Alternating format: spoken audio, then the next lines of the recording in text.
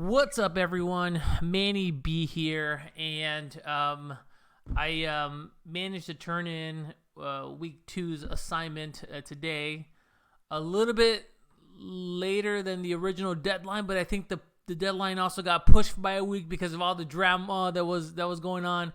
I don't know. I just wanted to get it out the door and start working on week three's content. But before I did that, before I moved on to next week, I wanted to just go over my submission, and hopefully it's helpful to some of you guys that are still struggling to get the homework done, or hopefully maybe it's a different lens on the assignment. So I'll try to go somewhat slow for beginners. But if you're a pro and you're watching this, feel free to chime in with anything I could have done better or anything that I get wrong. Definitely just interested in helping folks out. So with that said, let's go over the setup and how I kind of did my work. So firstly, I'll say that I did this on Google Colab. So got introduced to it by Siraj's video this week, actually, and I've been using it since, and I'm thus far pretty impressed. It's essentially a virtual machine that you have access to, from any web browser with your Gmail account. That's pretty cool. It's a little bit laggy at times, but not that bad, and I can see myself doing a lot more work in Colab. So I just wanted to stay with it and do this week's assignment in it, per Ray's suggestion. I think Ray also suggested this. And what you can do is you can wrap it up. You can do it in Colab in a notebook, and then you can save that notebook to a GitHub repository, and then you would submit that repo to Siraj for grading for the homework assignment. So that's what I ended up doing. Anyhow, first thing you want to do is you want to check your run time type. I have GPUs because originally I was doing some deep learning and some neural net stuff. Not anymore, so I'm not sure it's necessary, but I'll keep it just as an option. And then you also have your option in terms of what Python version you want. I usually always stick with 3, just kind of best practice. So nothing's going to change there. And then this is kind of helpful too, is restarting the runtime. So you're essentially just restarting the kernel or restarting the environment, and that's helpful because sometimes things get stuck, or you just want to start over. That's kind of a handy way to do that. So with that, let's go through this really quick. So here are my dependencies. A couple of NumPy and Pandas libraries. Those are pretty standard. These libraries are gonna help us import the data from Yahoo Finance. And then this, I'm a little bit less sure on what these two libraries do, but they help in importing the data and getting us that raw data that we need. This is going to help us mount our drive, or a folder in our drive, to the runtime. You'll want to do this because then you can save outputs, like CSVs, and you can reference them later, and you can also pull them up on your screen, which I think we'll do. And it's kind of helpful to do that. And then these are the libraries that are going to help you, one, pre-process the data that we're going to be using for the modeling. It's loading in the algorithms that we're going to use to train our models. And then here's one to generate some metrics on those models that we're going to run. So looks like we're all set here. So let me just run that again. Hopefully it doesn't give me an error. Sometimes it does that, but looks like we're okay here. All right, so we're gonna mount this now. So this is just connecting the runtime to the folder that I like. If you I had a little bit of issues with this originally because it was trying to mount to a folder that didn't exist in my drive. So if you're getting an error here, make sure that you've created this folder here. Like I've got Siraj homework here. You'll have to create this folder so that you can kind of mount it. Otherwise, it won't. I'll just say that there isn't a directory that it can point to. So just want to make sure you do that. What'll happen here is it'll send you to some other web page, and you'll get some a key to copy paste and put back into this cell, and then you'll be mounted and you'll be kind of ready to go. All right, cool. So then here's where the fun starts. So what we're doing here is we're pulling Apple stock data starting in 2018. Reading that into this pandas here, okay, and then we're then saving the output. We're saving the output of that of this data frame to a CSV, and we're putting this in our output folder. So let's run that. Cool. So that's downloaded. Now let's go to our output folder, and then you'll see we should have something that's just changed now. So you just saw that happen in real time. So okay, cool. So here's the data that we just loaded. What I like to do is I'd like to open this in Google Sheets. So it actually won't change the CSV file. It'll create a new file, a Google Sheets format file, and allow us to kind of skim through it without having to open it in Excel.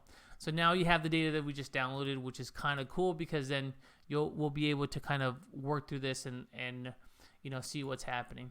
Cool. So let's keep that, but maybe let's just kind of shrink that a little bit. But I think this is kind of pretty visible, so it's not too bad. Okay, so then the other things that I like to do is just kind of check out the shape of the data frame that I just created. So this data frame has a method you can call called shape, and this will tell us that it's 423 rows or observations by 7 columns. So this is just something that you're always going to see. You're going to see the first item in this type of, I guess, I don't know what we would call it, like not a schema, but just like how these generally get inputted into a data frame or how it gets read out. But it's usually the rows, then the columns, or the observations, then the columns. So around 400 observations or days worth of data and 7 columns.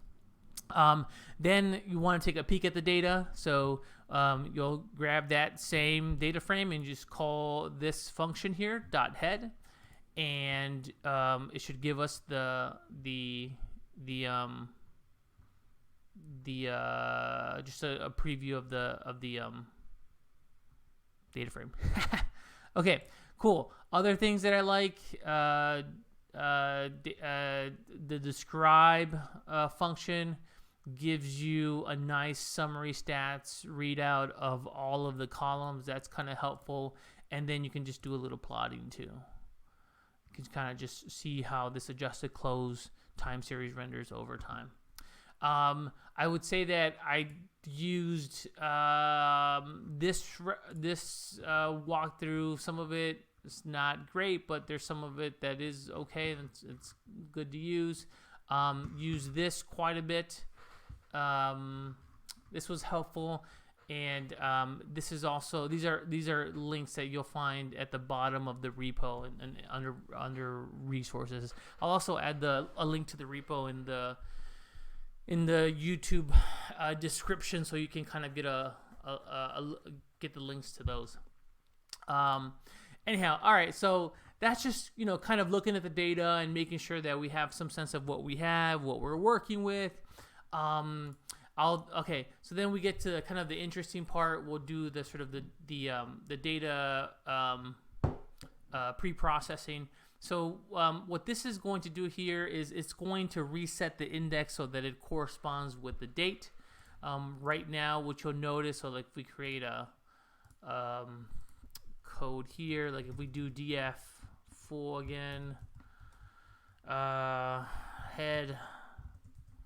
okay, you'll see that date is actually a column, and then you have your sort of standard index of 0 through 423. What we want to do is we want this date to be the index so that this is just the data that we're working with. So let's trash this. Okay, dang, I didn't mean to do that. I trashed the wrong one. Let's see here. Okay, cool. How do I undo that? Delete it. So undo, delete cell. Woohoo! Okay, that's cool. It wasn't Control Z. I thought it was Control Z, but that's pretty cool to know. All right. So just undo. Oh, it's Control Shift Z and Y. Okay, cool. That's helpful. I want to delete this one here. So let's delete this, and then let's go back to this, and then let's just run this. Okay, cool. And then now let's add a bit of code here, and let's say df full dot head, and let's run that. You can run that with Shift Enter. Okay, cool. Now it'll show you that the index, the old one, is gone, and now we have date as the index, which is what we wanted. So now let's trash this. I don't think we need that. No, let's keep it in there. Okay, cool. So now what we're gonna do is we're gonna set a window size, and the way, you know, I'll tell you some of this pre-processing stuff is a little bit tricky, but I'll kind of show you how I walk through it, so to give you a sense of how I kind of figure these things out. But let's just start like let's just run this here. Okay, so what we're doing here is we're identifying the look back period for a particular observation. So what we're going to have is we're going to have a matrix of columns that are going to correspond to the 32 previous days leading up to a particular day that we care about. So those 32 days, those are going to be the prices. They're going to be under columns, and those are going to be our X variables, or the features that we care about. The day of that we're predicting, that's going to be our Y variable. So you'll see later on that it's just going to be an array. That's going to be one array of values. That's really because it's just the last day or the day that we're predicting on. Whereas the X data frame, or the X matrix, is the 32 days leading up to that particular day. So I think now that I kind of hear myself say it, it's kind of confusing, but let's run through this and let's kind of see what our end output is, right? So okay, so let's just add a piece of code here, and let's say let's say head let's see, X head. It's an array, so you really can't do that. So let's just run that. It's not a data frame anymore, so you can't do that. But here are the values for that. And what you'll find is so why it's helpful again to go back to have this here. So let's do a control find here. Enter. Boom. Here it is. Okay. So this is actually the first day in the data, adjusted close, and then if you look through, it's kind of giving us the sequential days, right? Here it is. Bam. So if we count down here to 32, we're gonna run to 32, and that's likely gonna be the last day in this sequence here. Okay. So this first row is going to be these first 32 days, okay? And the first item in the Y data set it should be this day right here. So you're gonna have these 32 days, and you're gonna use these as features, and then or it's gonna be the values for the features that you care about, and this should be your Y feature here. But so let's check that out. All right, so let's go to Y. And let's see if that's the case here. Should be the case. So this first item, let's see here, 168, boom, right there. There you go. See? So that's how to think about this. So your X matrix is and then the second row in that matrix is just gonna move one down here. It's gonna be like, it's gonna include that 68. It's gonna be this. Yep. So it's gonna be this, and then this is gonna be the thing you're predicting here, which should also correspond with the second thing that you have here. So this is all kind of a little bit complex, but at the end of the day, what you want is you want to separate out your features and your Y items, I guess, what you're predicting. X's and your Y's. Okay, cool. So now that that's done, we want to split out the data. So this is your full data set. This is encompassing your entire data set here, right? All of the data that you have, all the data we downloaded. Now what you want to do is you want to take a portion of that data and you want to separate it out for a portion for training your data and a portion for testing your data. So let's just do like it's almost like I don't know, like we would look cross validation, data science, image. Okay, this is your traditional. How do we zoom in? Perfect. Okay, cool. Yep. So this is a nice graphic. So you use this part of your data to train your algorithm, to have the model just figure out the function of the data. And then we have a holdout portion of it. It's usually something like 80-20, 75-25 type of split, where we're going to evaluate the effectiveness of that particular model. Why you want to do this is for a couple of reasons. One is to avoid overfitting, or to see when your model is overfitting. So if your model trains on this, but then it's evaluated on this, if there's overfitting, then you're not going to get a good result here on your test set. And you'll want to do that across multiple different types of algorithms as well. So it's just nice to have that kind of set aside. That's what we do all up front. Okay, so now, all right, so we're kind of doing the split fraction, and we're saying, hey, like I want you to segment out 80% of my data.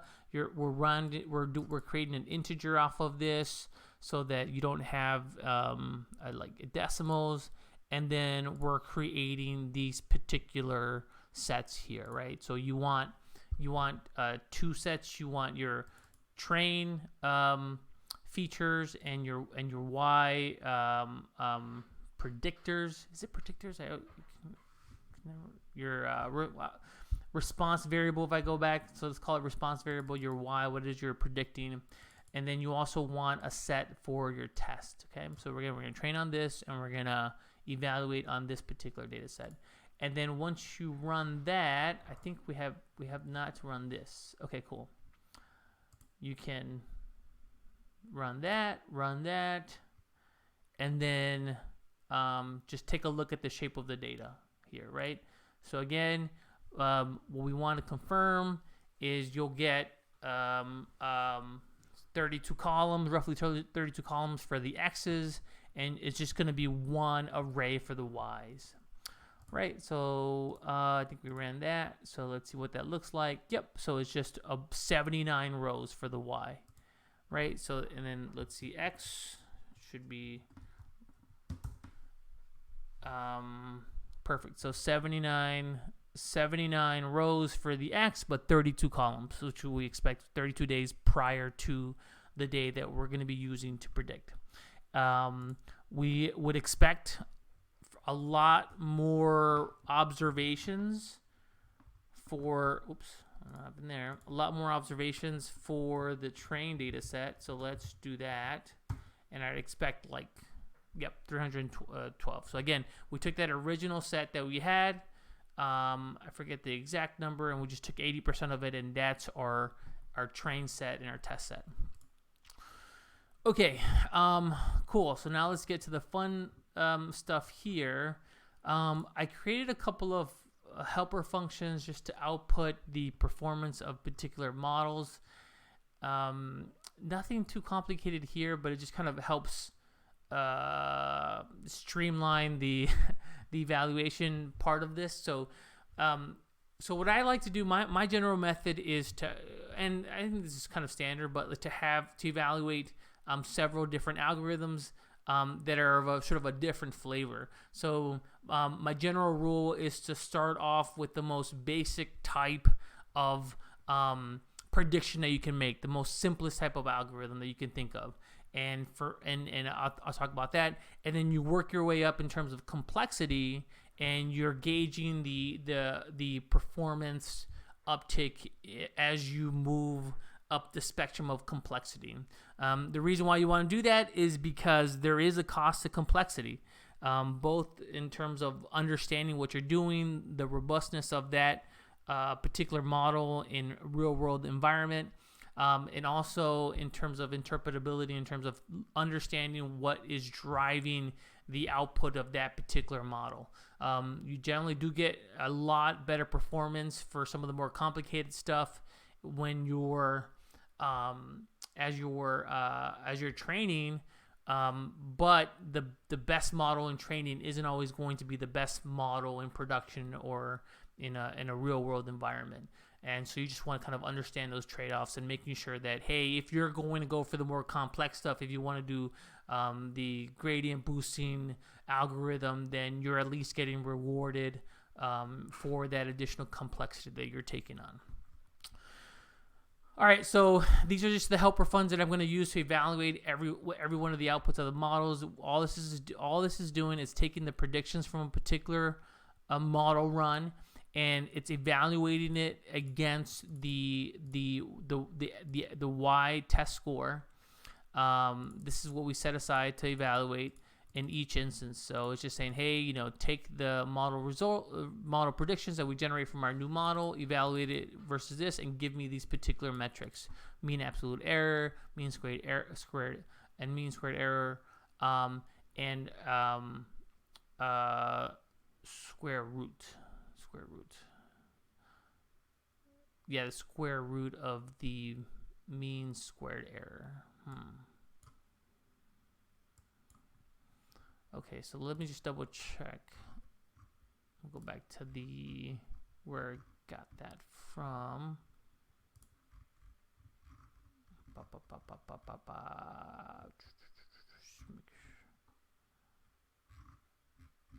Here we go. Okay, cool. So these are here. You can kind of read through them, but in general, the smaller the better.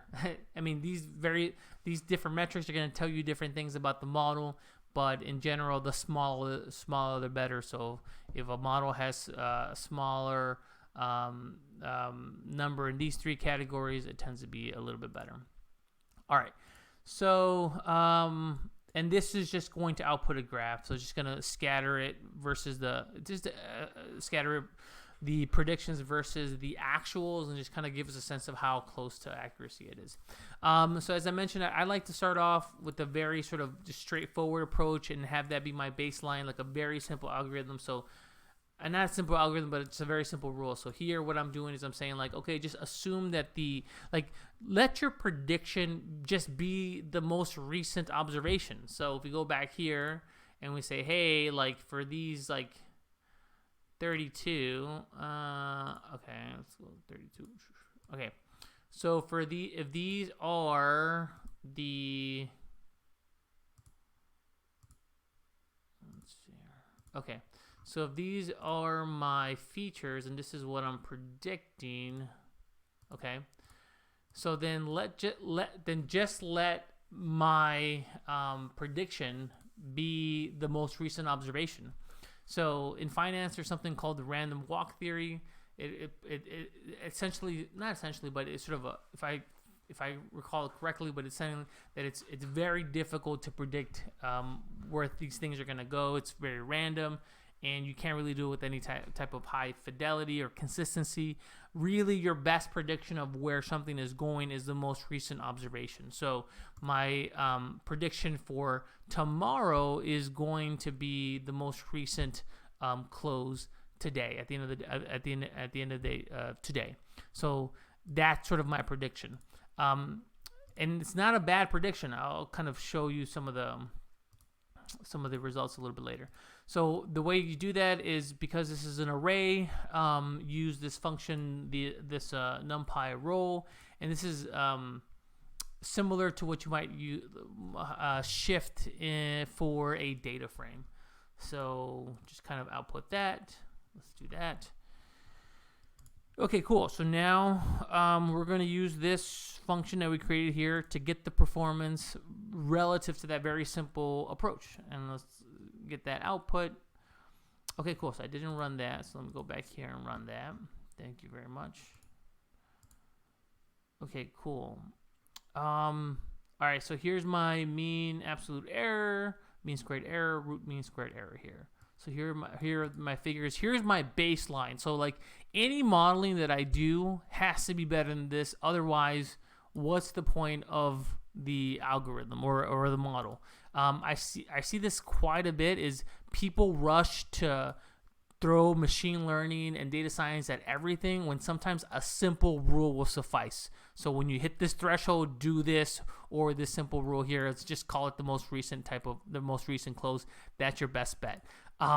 You'll be surprised how oftentimes that wins out the day on like some pretty complicated machine learning. So so we got that. Okay, cool. So then let's generate our plot. I'll kind of walk you through this, but what we have here is we're plotting the actuals versus the predicted, and this red line here is a perfect prediction. So a good model is going to output dots as close to this line as possible. So a good model, you want all the dots to be surrounded around this particular line. If you had all your dots align on this red line, then you would have a perfect model. It's predicting everything with like pretty high accuracy. Okay, cool. So now that we have sort of a baseline, now we can move on to our linear regression. So what you're doing here is you're initializing the linear regression model, and you're assigning it to this variable here called model LR for model linear regression. And then you're fitting a linear regression model to your X-train matrix and your Y-train matrix as well. Another handy tip to have is getting help within the notebook. So you should be able to just do this and say like fit and get a little bit of help. I don't think I ran that, so let's run that so that it creates it, and let's try this again. Okay, perfect. That's awesome. So what happened is I didn't run this initial cell, so I didn't know what model LR was. But now I know that it's a linear regression, so I could have just wrote this too. But so you can do question mark and then your function, and then you'll get a little bit of information here. And this is super handy, so you'll see like it wants the X variables first, then your Y variables, and it has one more argument here. Gives you a little bit of description of what it needs to be, and what this is about. So pretty cool. Find and replace. Oh, that's history and history. Cool. I hadn't seen history. Oh, neat. Look at that. Okay. I'm still learning about this. So far I'm loving Colab. It's cool. All right. So that's a little tip. So trash this. All right. So then we'll run. So that's running, and also you can X out. You can clear the output if you want your display to be a little bit cleaner. I do this all the time.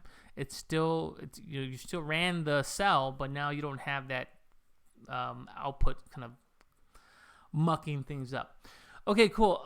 So now what we have is a model. So what we're going to do now is we're going to run predict on that, and you can do the same thing as I showed you earlier. Question mark and then followed by this function, and you'll get some information on that. But it's essentially saying like, hey, like get these X variables that we have for test and generate the Y predictions, or you oftentimes hear them as the Y hat. So this is the predictions from the model.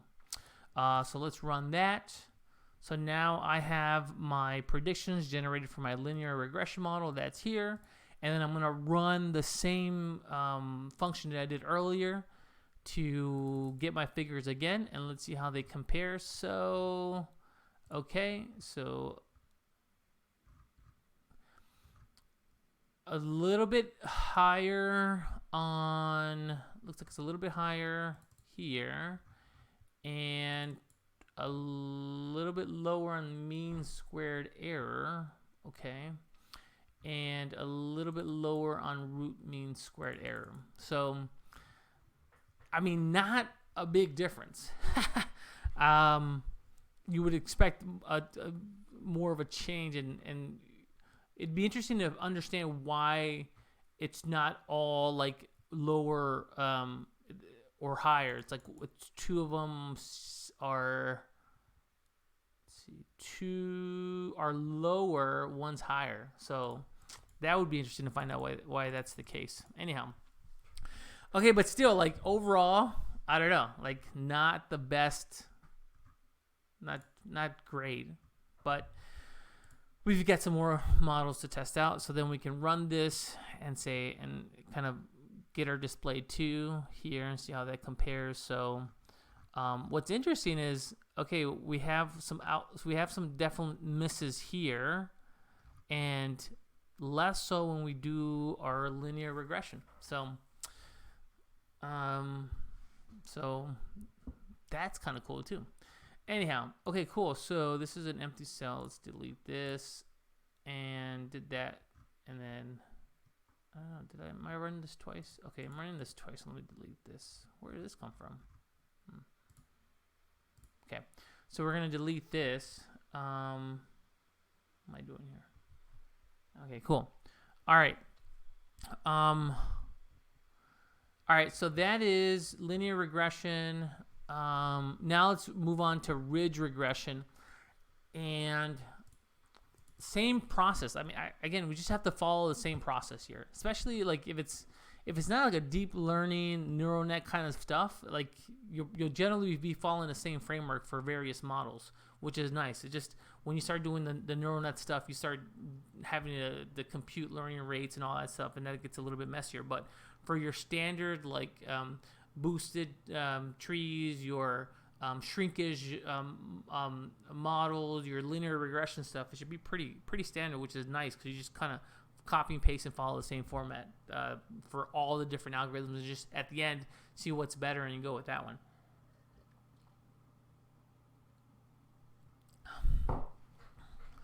All right, so same process. We're initializing the ridge model. We're fitting on X train, Y train, and we're generating predictions. So let's run that. All right, let's get our performance. Okay, cool. So let's compare versus our linear regression, and they are really close. I mean, mean squared error marginally lower, and that's about the same.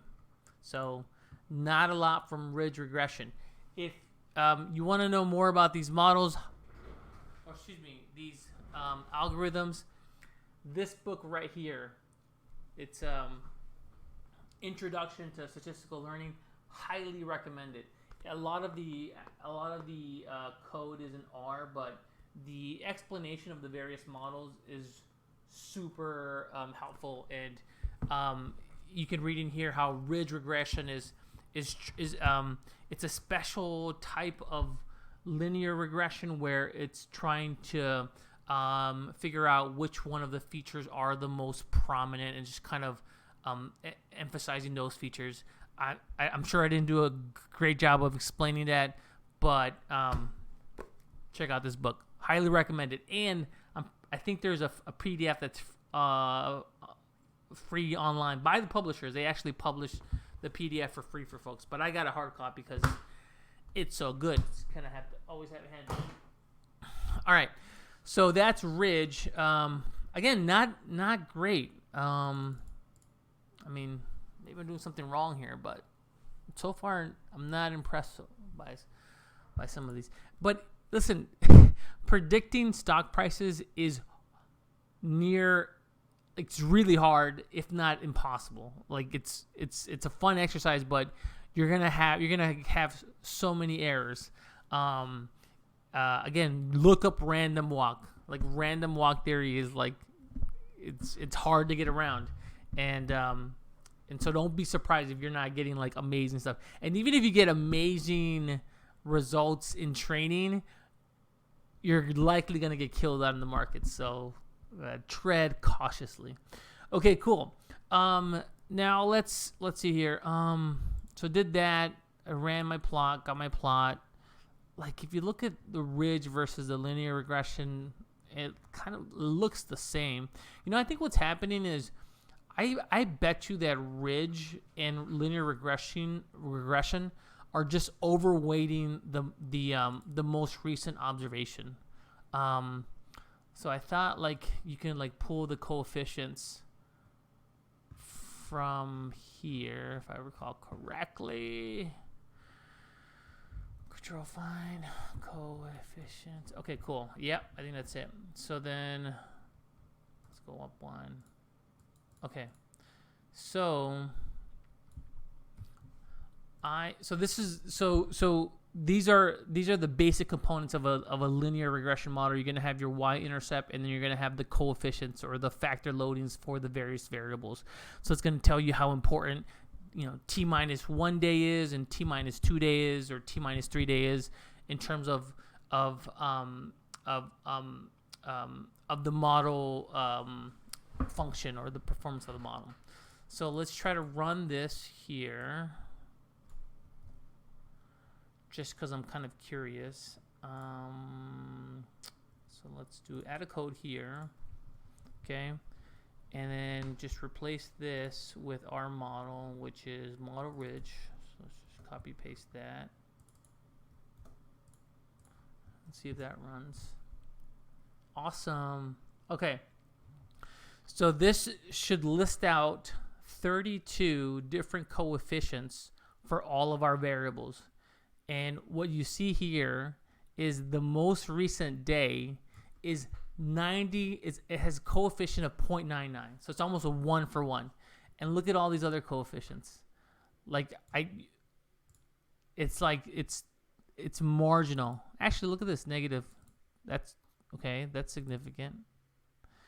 So the other thing is, one thing is a coefficient, then it's the significance of those coefficients. So I haven't done this, but you want like an ANOVA table. You want to see the t-stats and the coefficients for a particular output.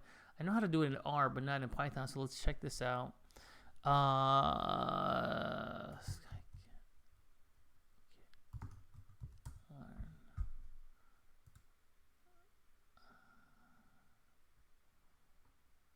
So I bet you that, here's what I would bet, that your coefficient is high for this one, and it's probably going to be the only one with the t-stat that's statistically significant.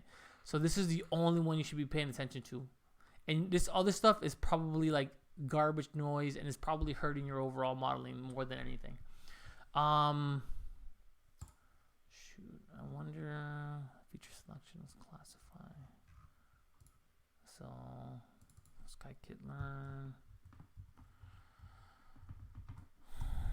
linear regression, like t-stats is what you want. Let's see that. Yeah.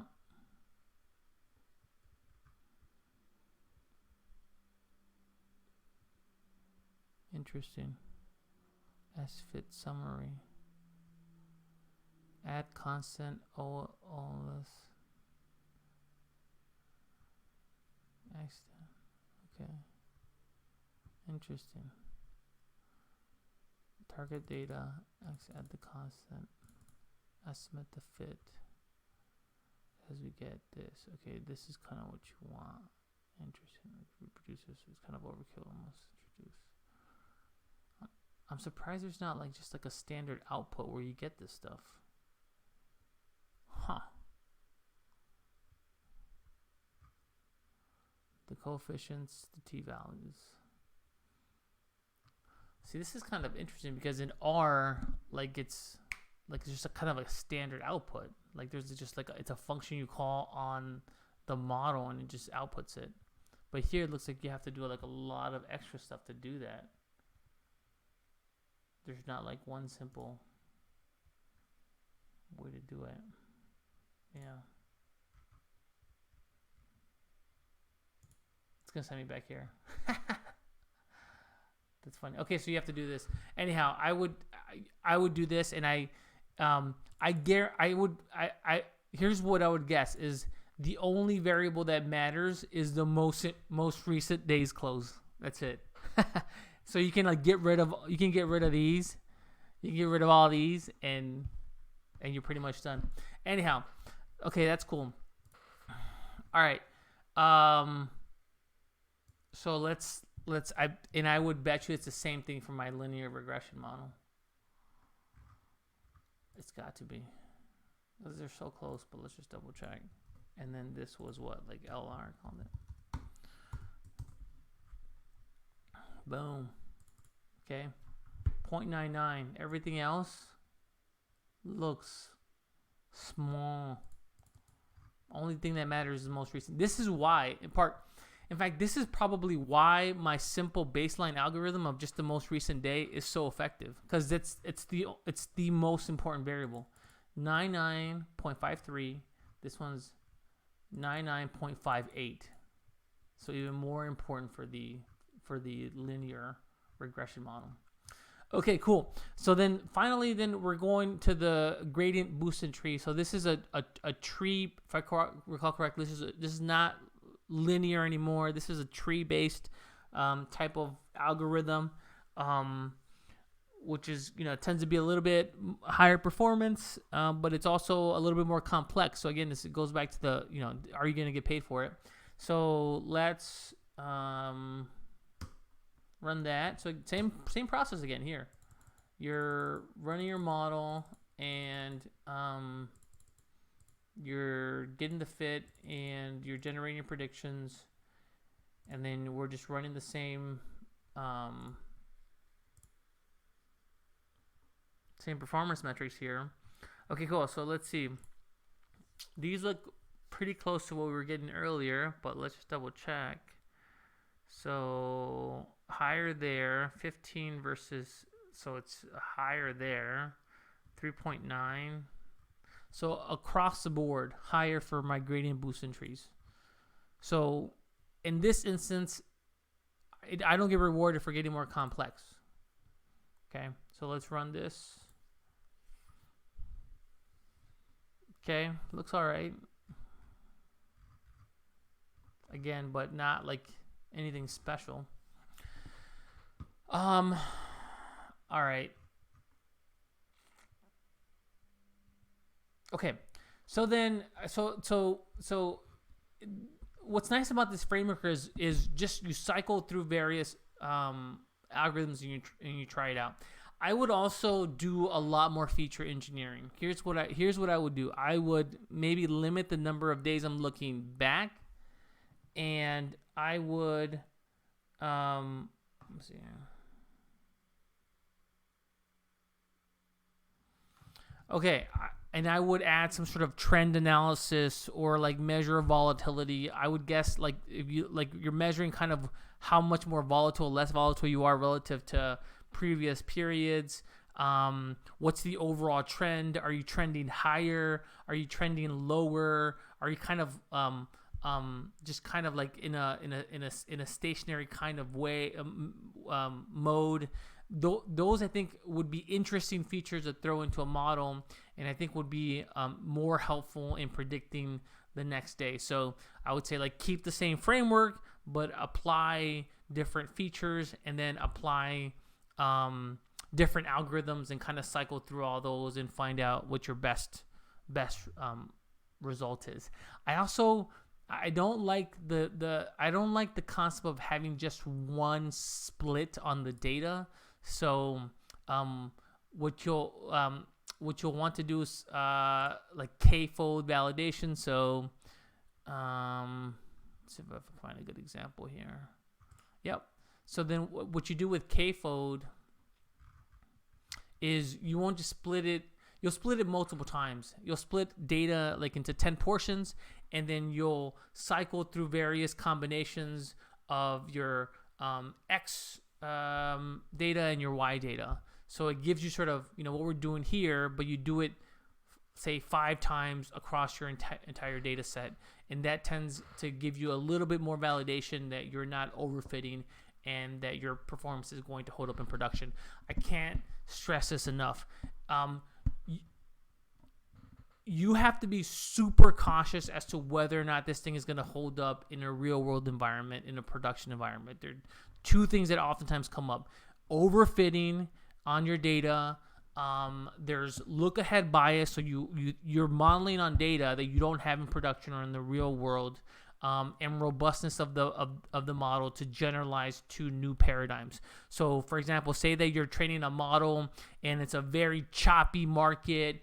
It's like super high volatility, go. You take that same, and that's the only thing that model has seen, and then you apply it to various paradigms in the marketplace. So now you have like a bear market, or now you have kind of a zigzag market. You're just kind of oscillating between bear and bull, or you have kind of a slow burn down, or a slower, more gradual increase. And your model is likely not to generalize to those new paradigms. It's a new world that it hasn't seen. So just you have to be very cautious of that. And so one way to kind of hedge that is to do a lot of different folds across your data to tease out any anomalies or issues. Okay. Where are we here? Going back here. All right. So then here I would say, so not happy with gradient boosting models. Talking about what we would do next. Here is kind of a way to kind of compare these across the board in one way, right? We're kind of going back and forth, but how do you kind of compare these? I thought like the best way to do that was to map out the difference between the predicted value and the actual value. So what you see me doing here is saying, hey, like show me the difference between the actual and the predicted for all of these various models. So for the lag, for the linear regression, for the ridge, for the gradient boosting model. And then you want to take the absolute value, because otherwise you have negatives and positives. You don't necessarily care if you're maybe you do. Maybe you might see a pattern where you're consistently overestimating to the upside, or you're consistently underestimating to the downside. Maybe you want to see that. But really what I care about is just the overall error in terms of how much we miss in terms of dollars. So you can do that by calling the absolute function here. And then we're creating this data frame of these absolute differences, and then we can plot that data frame. So let's do that.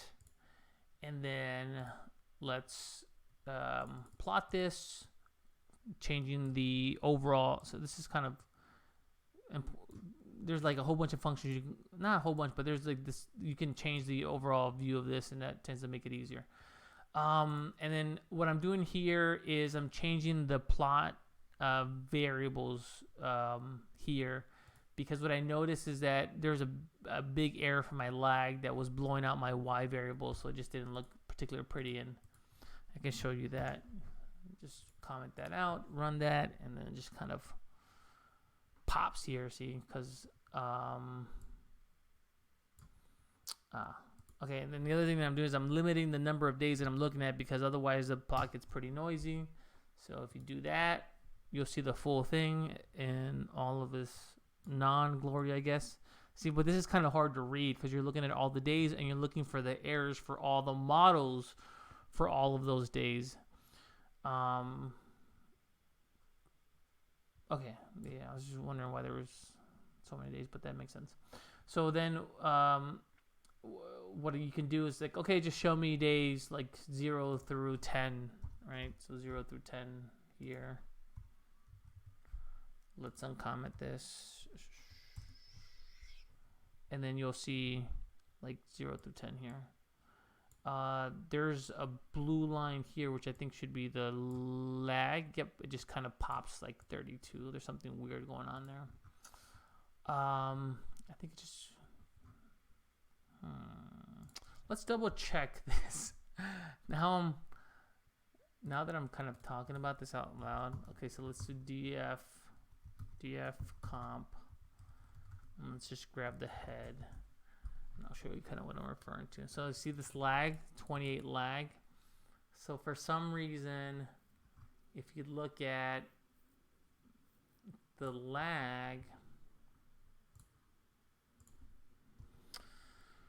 y predict. I just did tab there, so you can see all my variables that start with that y predict lag. Let's do enter. Okay, so for some reason for that first day, it's predicting 213, which I bet you know what's grabbing. It's doing this. It's grabbing the end because it's lagged by the previous day, so it's cycling back. It's cycling from the back end of the array to pull that day forward. I'd rather have this be an NA, so it's a little bit cleaner, but maybe I'll do that next time. So for the first prediction, I would say like, hey, 163. Oh no. Well, because it's grabbing like a different chunk of the data. I just want to make sure this lag is correct. So let's go back here. I mean, this is...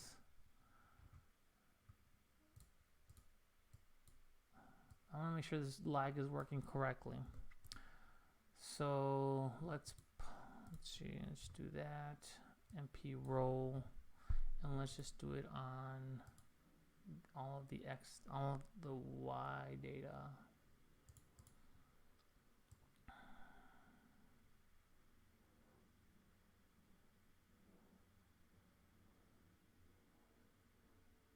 Yeah, let's just do it on Y.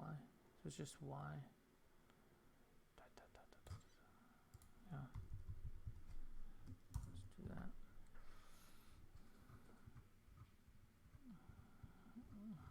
Intuitively, we should. So for the first prediction, 213. The second prediction, 628. Okay, so it's like, hey, 32. I should predict this. Okay. For the second prediction, I should predict this. Interesting. This is wrong. This is wrong. Because, this is interesting, because I think the lag should be -1 rather than 1. Because what I'm saying here is I'm saying for this observation here, I'm picking 213. But really what I want is 163.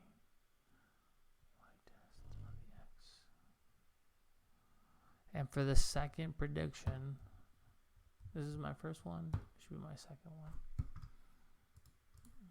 Alright, let's double check that. Let's see. See why.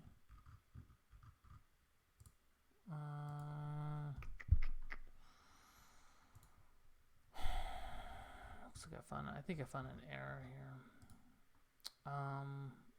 Delete this. Let's just see what it looks like.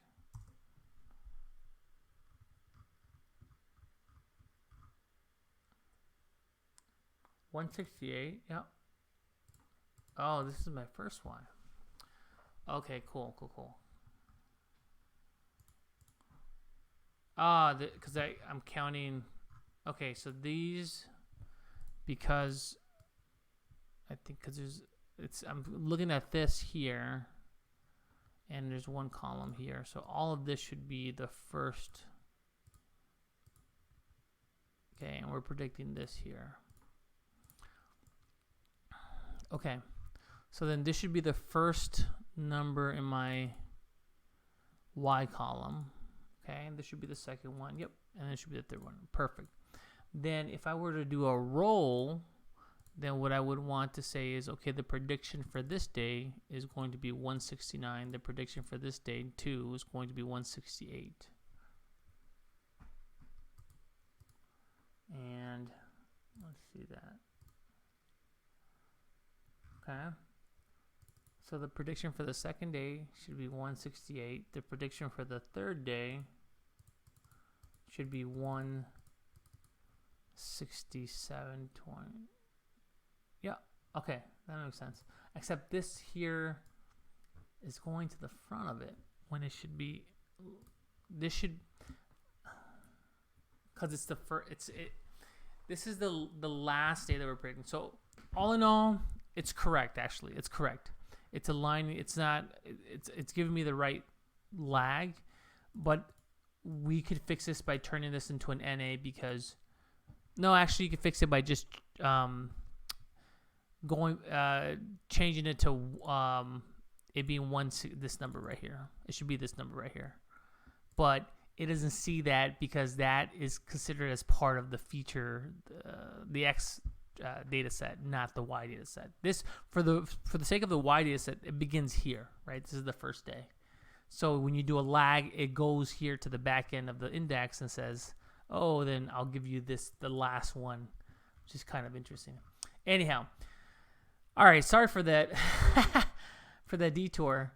But this is just kind of stuff you gotta like hack, and you just want to make sure you understand this stuff. And so okay, because I feel better. So it's good. Just that slight quirk that we're familiar with, and we do something about it if you had a little bit more time to get to this. So let's delete this. So we're done with that, and let's delete that too.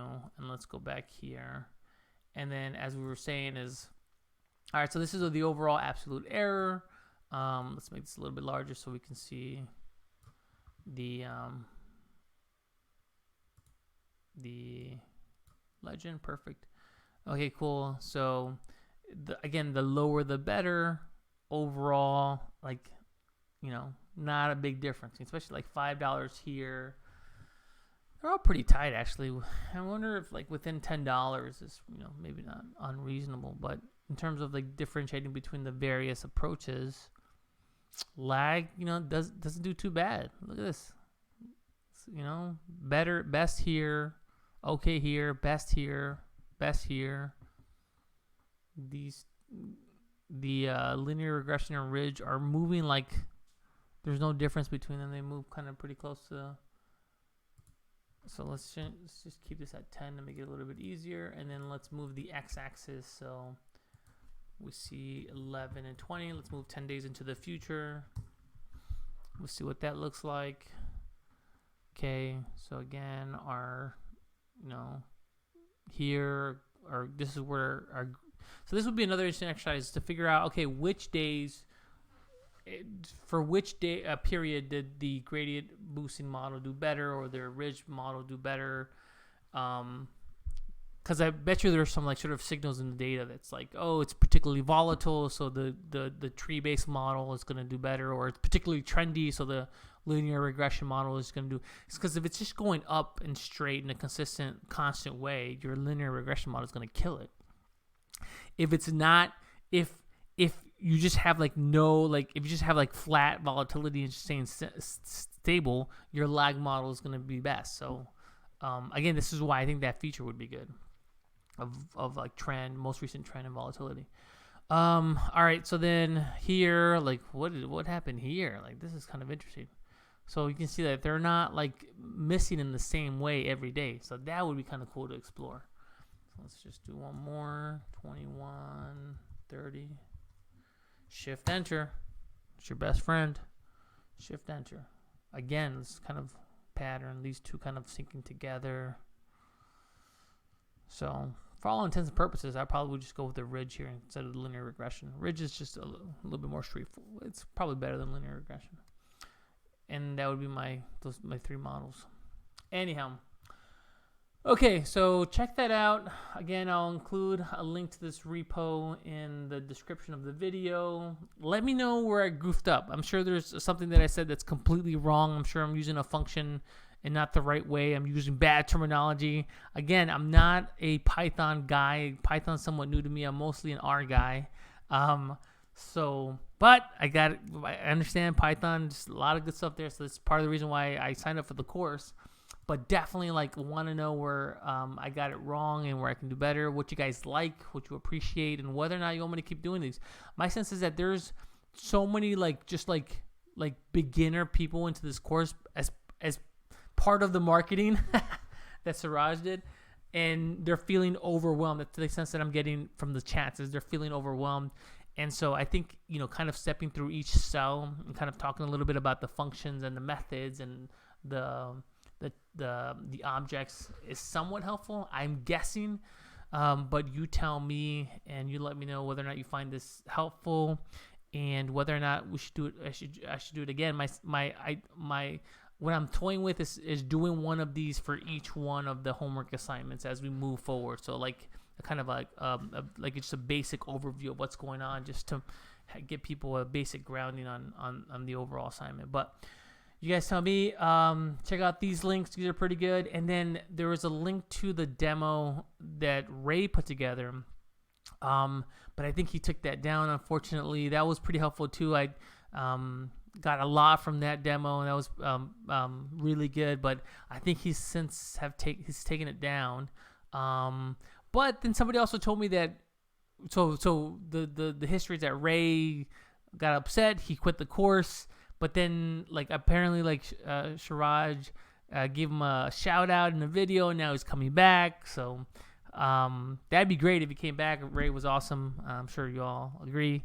So, but anyhow, his demo was helpful. I want to give him credit, and unfortunately, I can't link to it because it's no longer up. But Ray, if you join the class again, put it back up. We'll add a link to this. So that's pretty much it, guys. Stick with it. It's it's pretty tough, but I think you have a great community of people that are willing to help and get you along the path. Keep hacking away. This is hard, but there's probably I struggle to think what is more valuable to your overall future and your productivity and just intellectual stimulation than doing this type of work. There's not many things. This is where you want to be spending your time and your mental angst and all that stuff. So keep at it, and let me know what you guys think. All right, see you guys later. Bye-bye.